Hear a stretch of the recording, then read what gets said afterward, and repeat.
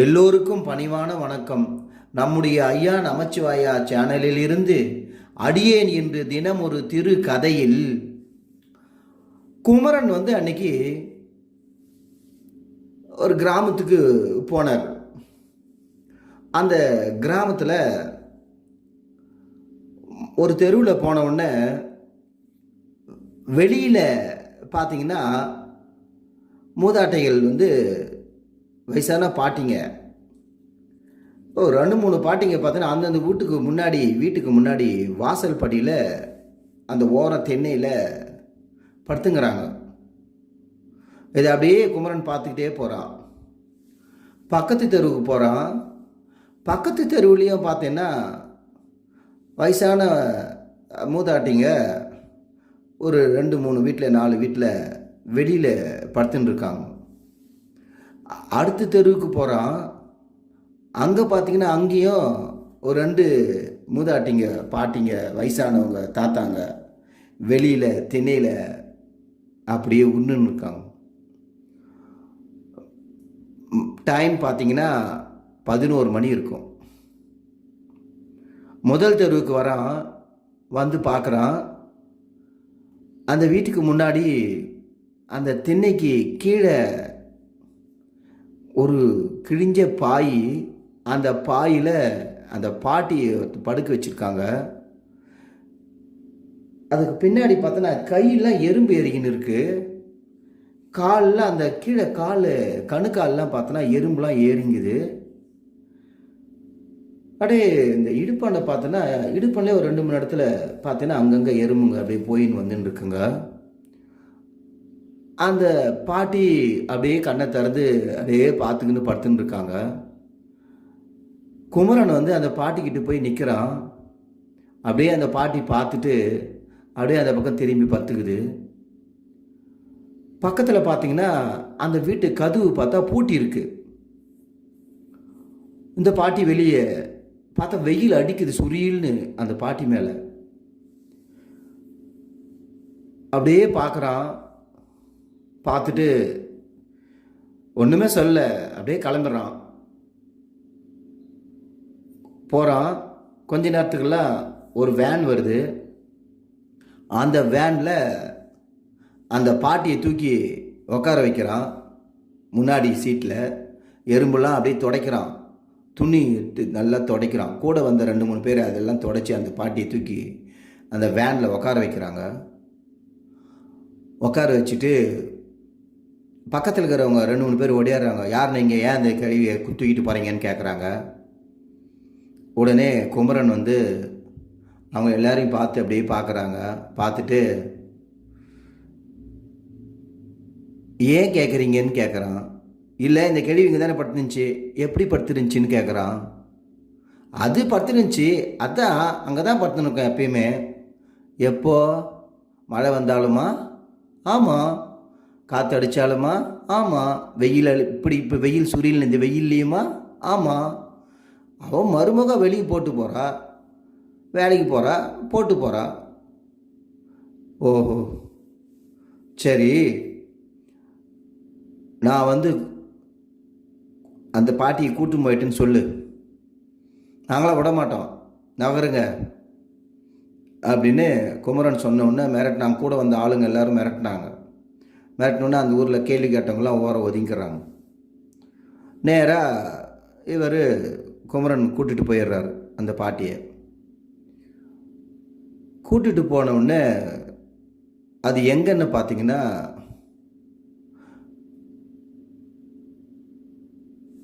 முதியோர் இல்லம்.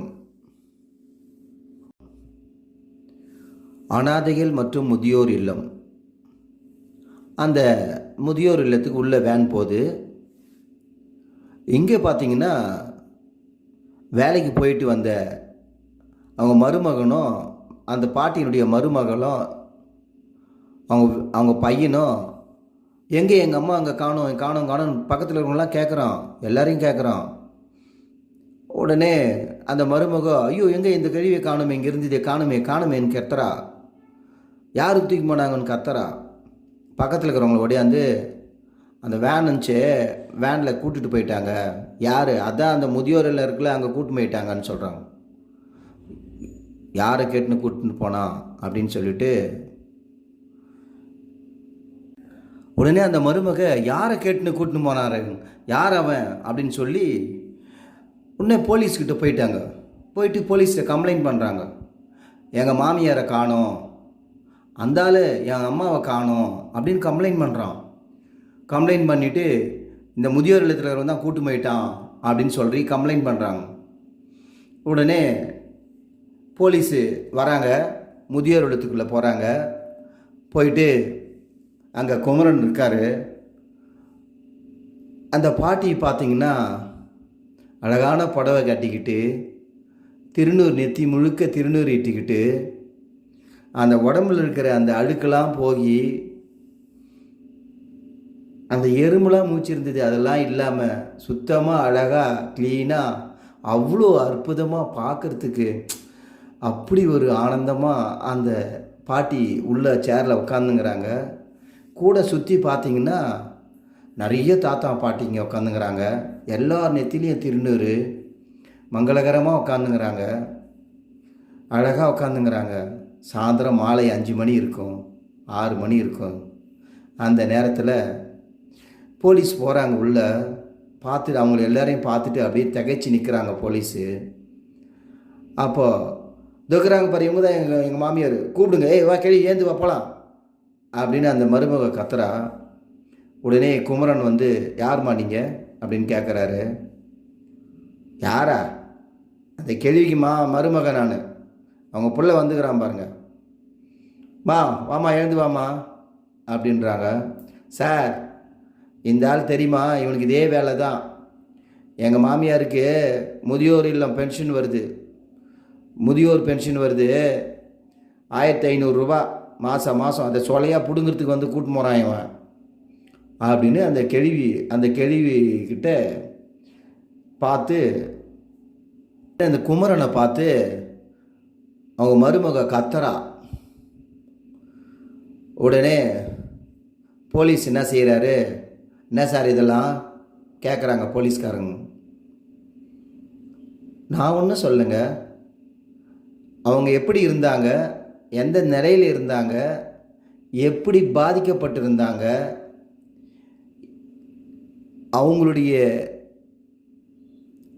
அவங்களுடைய வாக்குமூலம் என்ன, எல்லாம் இதில் இருந்தாங்க அப்படின்னு சொல்லி ஃபோட்டோலாம் எடுத்து காமிக்கிறார் குமரன்.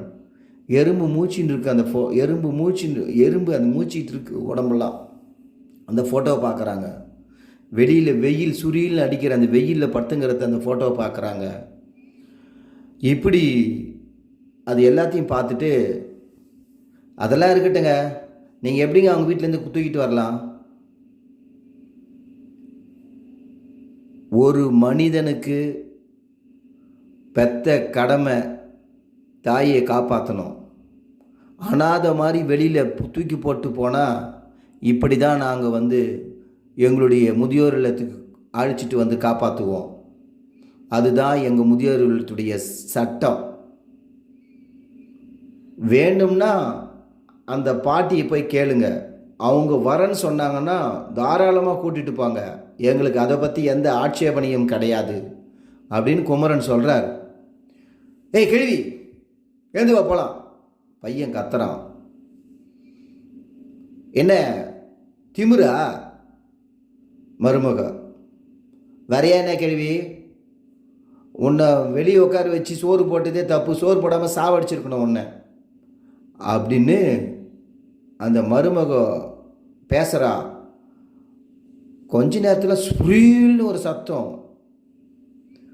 தவடிலே பலார்னு ஒரு அறை விழுந்துது மருமகளுக்கு.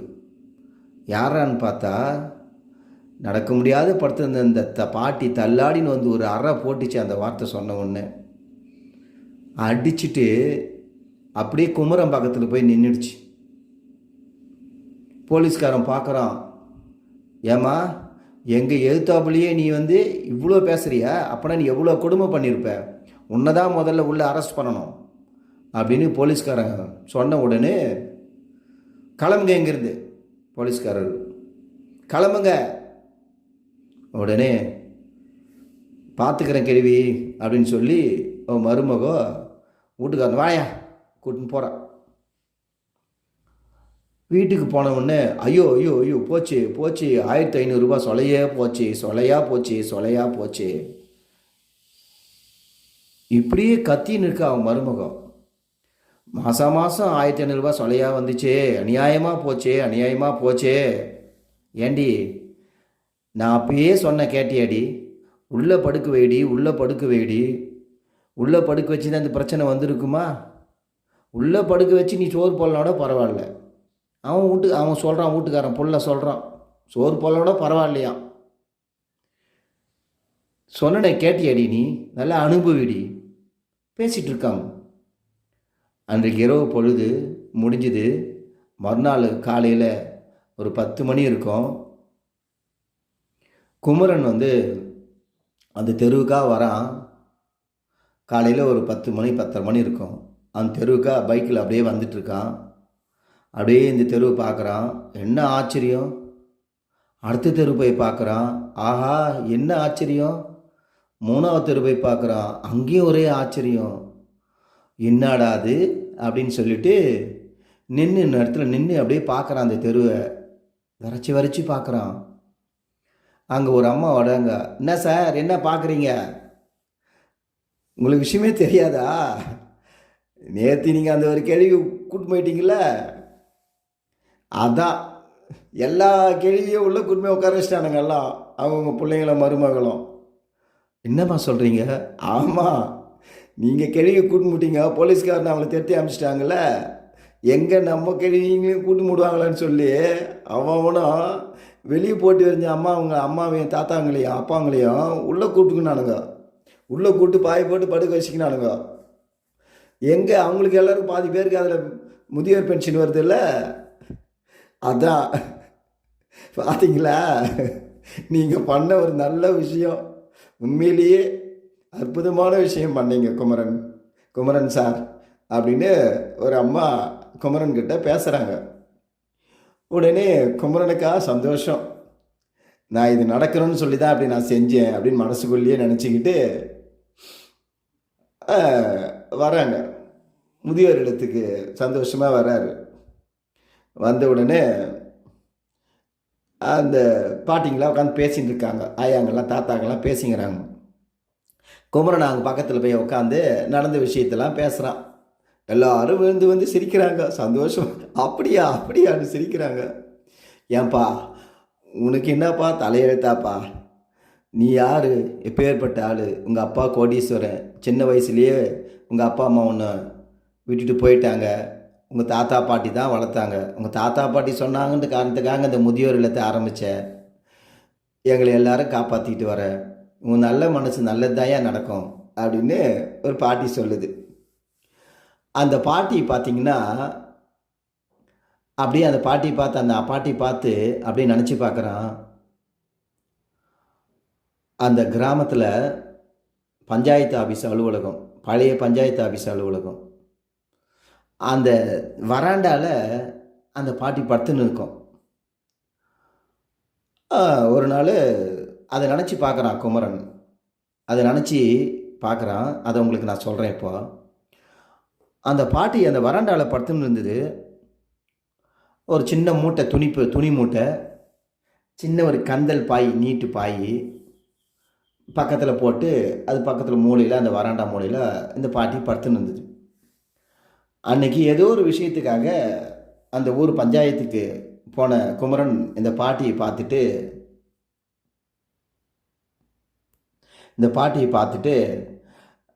அப்படியே பார்த்துட்டு போகிறான். பக்கத்தில் அந்த தலைவர்கிட்ட கேட்டு, என்ன தலைவரே, இந்த அம்மா எங்கேயோ படுத்துன்னு இருக்காங்க, இவங்க வீடு வாசலில் எதுவும் கிடையாதான்னு கேட்குறான். அது ஏன் கேட்குறீங்க? இந்த பாட்டிக்கு 4 பொண்ணுங்க, ஒரு பையன். யாருமே இந்த பாட்டியை கண்டுக்கத்தில்லை. கண்டுக்குவானுங்க, வருவானுங்க, வந்து பாட்டிக்கிட்ட பேசுவானுங்க, அப்பப்போ 50 100 கொடுத்துட்டு போயிடுவானுங்க. பாருங்கள், ஒரு நாள் இந்த பாட்டி உட்கார்ந்து இருந்தது. அவங்க பையன் வந்தான். என்னம்மா நல்லா இருக்கியாம்மா? நல்லா இருக்கிறேன்ப்பா அப்படின்றாங்க. இந்தாம்மா இதில் 200 இருக்குது, நீ செலவுக்கு வச்சுக்கோ. பத்திரமா இங்கேயே இரு, உடம்பு சரியில்லைனா சொல்லி அனுப்பு, நான் வந்து டாக்டர்கிட்ட கூட்டின்னு போய் காமிக்கிறேன் அப்படின்னு சொல்லிட்டு போயிட்டாங்க. அப்புறம் அவங்க பொண்ணுங்க வருவாளுங்க. அதில் 2 பொண்ணுங்க ஃபாரினில் இருக்கிற ஆளுங்க. ஒரு பொண்ணு வந்து இங்கே லோக்கல்லே இருக்கா. லோக்கல் இருக்காளே தவிர இந்த இடத்த விட்டு வீட்டுக்கு கூட்டின்னு போகிறது கிடையாது. ஆனால் வருவா, சாப்பாடு கொடுப்பா, விட்டு போயிடுவா, பேசிட்டு போயிடுவா. அவ்வளோதான். கேட்டால் இந்த பாட்டி, இப்போ ஏன் பாட்டி நீ போகிறதானேன்னு கேட்டால், அவள் தான் எங்கே கூட்டு போகிறா, அவளும் கூட்டு போக மாட்டேன்றான், அவனும் கூட்டு போக மாட்டேன்றான், இங்கேயே இருன்றாங்க, நான் என்ன செய்யறது, நான் இங்கே தானே இருந்தாகணும் அப்படின்னு 4 5 பிள்ளைங்களை பெற்றவங்க இப்படி கிடக்குறாங்க அப்படின்னு அந்த தலைவர் சொல்கிறார் குமரன்கிட்ட. குமரன் போயிட்டு அந்த பாட்டிக்கிட்ட பேசுகிறான். ஏன் பாட்டி இங்கேயே இப்படி இருக்கிறீங்களே, ஏன் உங்கள் பசங்கள்லாம் வந்து நீங்கள் கம்பல் பண்ணி போக மாட்டிங்களா? இல்லைப்பா, அவங்க சூழ்நிலை, அவங்கவுங்க வீட்லேயும் எதிர்ப்பு என்னை வச்சுக்க கூடாதுன்னு, நானும் யாருக்கும் தொந்தரவு கொடுக்கக்கூடாதுன்னு இங்கேயே முடங்கி கிடக்கிறேன்பா, எனக்கு இந்த கிராமத்து பஞ்சாயத்து ஆஃபீஸே போதும்பா விடுப்பா அப்படின்னு அந்த கேள்வி சொல்லுது. இதை பார்த்தோன்னே ஜீரணிக்க முடியல. சரி பாட்டி, அவங்களாம் அப்பப்போ 100 200 கொடுக்குறாங்களே, அது போகுமாண்ணா? எத்தனை கோடி கொடுத்தாலும் என்னப்பா, ஒரு இடத்துல ஒரு வீடுன்னு ஒன்றுத்தில் இருந்து அதில் தங்கி அதில் சாப்பிட்டு 4 மனுஷனோட பேசி வாழற வாழ்க்கை தான்ப்பா வாழ்க்கை. நான் இப்படி அனாதையாக தானேப்பா இருக்கிறேன்னு அந்த அம்மா அழுகுது. குமரன் அந்த பாட்டியை தாங்களாக பிடிச்சி, தலைவரை நீங்கள் இந்த பாட்டியை நான் எங்கள் முதியோர் இல்லத்துக்கு கூட்டின்னு போகலான்னு இருக்கேன், நீங்கள் என்ன சொல்கிறீங்க? சார் தாராளமாக கூட்டின்னு சார், தலைவர் சொல்கிறார். உடனே அந்த பாட்டியை கூட்டுக்கிட்டு குமரன் முதியோர் இல்லத்துக்கு வந்துடுறான். அன்னைக்கு வந்த பாட்டி தான் இன்றைக்கி பேசுகிறாங்க குமரனை பற்றி பெருமையாக. வாழ்க்கைன்னா வந்து எப்பயுமே வயதானவர்களை பராமரிக்கணும், வயதானவர்களை அன்பு செலுத்தணும், வயதானவர்களை மதிக்கணும், வயதானவங்களை நோகாமல் பார்த்துக்கணும் அப்படின்னு குமரன் தன் மனசுக்குள்ளேயே நினச்சிக்கிட்டு அந்த பாட்டிங்களை விட சந்தோஷமாக பேசிகிட்டு இருக்கான். இந்த இந்த கதை வந்து பார்த்திங்கன்னா, இந்த ஒரு ஆசிரமம் ஒரு கிராமத்தில் இருக்குது, இந்த நிகழ்ச்சி ஒரு கிராமத்தில் நடந்தது, இந்த வெளியிலே படுத்திருந்த கேள்வி ஒரு கிராமத்தில் படுத்திருந்தாங்க. இதெல்லாம் கண்கூடா பார்த்ததில் உருவான கதை தான், இது உருவானது தான். இது உங்களுக்கு பிடிச்சிருந்தா சந்தோஷம் அடையுங்க, பிடிக்கவில்லை என்றால் வருத்தம் அடைய வேண்டாம். திருச்சிற்றம்பலம், திருச்சிற்றம்பலம்.